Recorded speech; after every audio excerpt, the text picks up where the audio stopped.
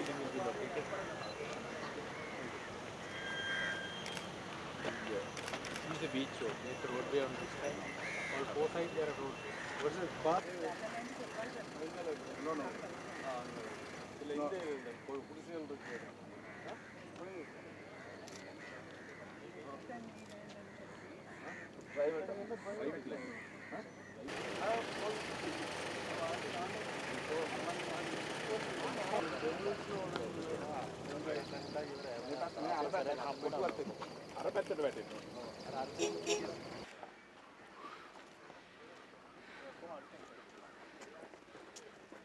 No. They are filling that. They have so small. This thing they are filling. When it's going to remove the thing.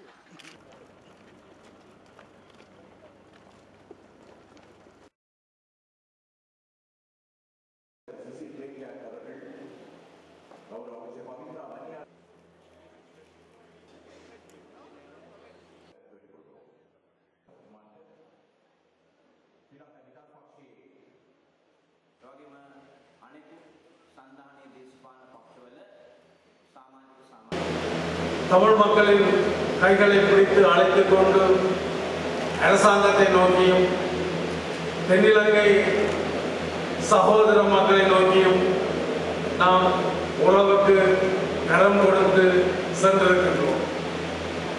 அதே வேளையில் தமிழ் மக்களின் உரிமைகளுக்காக யதார்த்தபூர்வமான வழிமுறையில் நாம் குரல் கொடுத்தும் வருகின்றோம். நாம் விரும்புவது போல் அழிந்து சிதைந்து போன நமது வாழ்விடங்களை அரசாங்கம் மறுபடியும் தூக்கி நிறுத்தும் என்றும் நமது அரசியல் உரிமை பிரச்சனைக்கு அரசாங்கம் யதார்த்தபூர்வமான வழிமுறையில் தீர்வு வழங்கும் என்றும் தமிழ் மக்கள் என்று நம்பிக்கை கொள்ள தொடங்கிவிட்டார். நமது இணக்க அரசியல் ஆக்கத்தை மட்டுமே தந்திருக்கின்றது. தடைகளில் இருந்து விடுபட்டு முன்னோக்கி நகர்ந்தும் வருகின்றது. நமது மக்களின் அரசியல் உரிமை பிரச்சனைக்கு தீர்வு காண வேண்டும் என்ற உறுதியை கொண்டிருக்கின்றது. நமது இணக்க அரசியல் என்பது அரசாங்கம் தவறுகள் விடுமையானால் அதை கண்டும் காணாமல் இருந்து விடுவது என்ற அர்த்தம் அல்ல. தவறுகளை உரிய முறையில் எடுத்து கூறி தவறுகளை கலைந்து செயல்படுவதற்கான ஜனநாயக உரிமையினையும் நமது இணக்க அரசியல் வழிமுறையில் கொண்டிருக்கின்றது. இன்று தமிழ் மக்கள் இணக்க அரசியலின் பக்கம் அணிதிரண்டு வர தொடங்கிவிட்டார்கள்.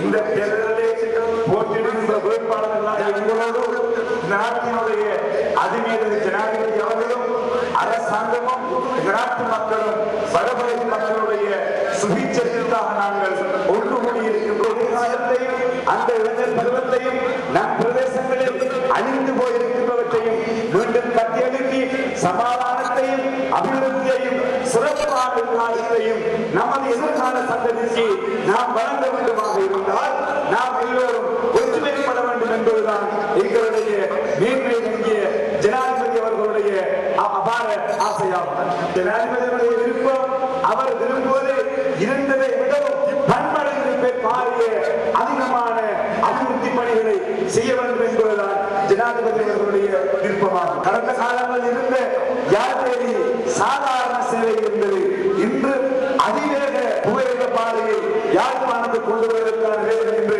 இடம்பெற்றுக் கொண்டிருக்கிறது.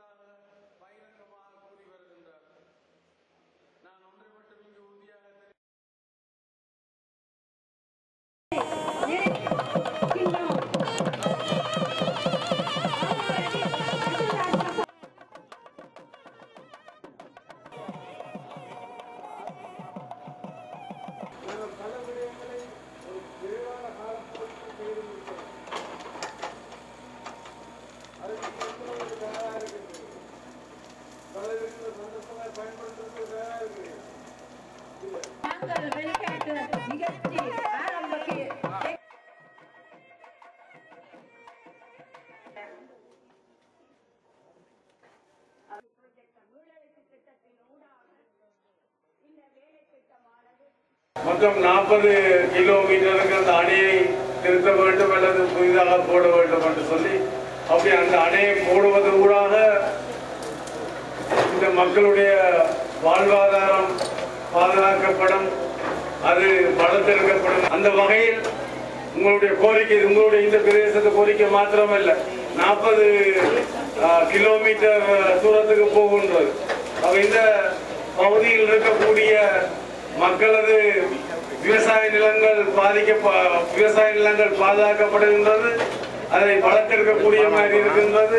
அதனூடாக தங்களுடைய வாழ்வாதாரத்தை மேலும் வளர்த்தெடுக்கக்கூடிய மாதிரி இருக்கின்றது. அதில் பல ஆட்கள் தெரியும், நாட்டிலே ஏனைய மாவட்டங்களில் இவ்வாறான விவசாயத்துறையின் அபிவிருத்திக்காக வேண்டி மானியம் மட்டுமல்லாது விவசாய நிலங்களுக்கு தேவையான நீர்ப்பாசன வசதிகள் கூட பாரிய அளவில் ஒரு அபிவிருத்தி நடவடிக்கைகளாக முன்னெடுக்கப்பட்டு தற்பொழுது பாரிய ஒரு பயிற்சியை மேற்கொள்ளப்பட்டுவதை நீங்கள் அறிந்திருப்பீர்கள். என்றாலும் கடந்த காலங்களிலே தாமதமடைந்திருந்த வேலை திட்டங்களை நாங்கள் குறைநிறைகளை மேற்கொண்டு அவற்றை பூர்ணப்படுத்தும் முகமாக மேன்மிகு ஜனாதிபதி அவர்களுடைய தலைமையின் கீழும் வழிகாட்டலின் கீழ், அதேபோன்று கௌரவ அமைச்சர் டாக்டர் தேவானந்தா அவருடைய வேண்டுகோளின்படி பொருளாதார அபிவிருத்தி அமைச்சின் ஊடாக உங்களுக்கு தேவையான இந்த நீர்ப்பாசன திட்டத்தை நாங்கள் இன்று ஆரம்பித்து தொடர்ந்து மேற்கொள்ள இருக்கின்றோம். இந்த நீர் திட்டத்தை அபிவிருத்தி செய்வதற்காக நாங்கள் பாரிய ஒரு தொகையை நாங்கள் செலவு செய்ய உத்தேசித்திருக்கின்றோம். இந்த உபர்நீர் வருவதை தடுக்கும் முகமாக அமைக்கப்படுகின்ற இந்த அணையை மிக நீண்ட தூரத்திற்கு அமைப்பதற்காக நாங்கள் இங்கே உத்தேசித்திருக்கின்றோம். அது மட்டுமல்லாது தற்போது சேதமடைந்திருக்கின்ற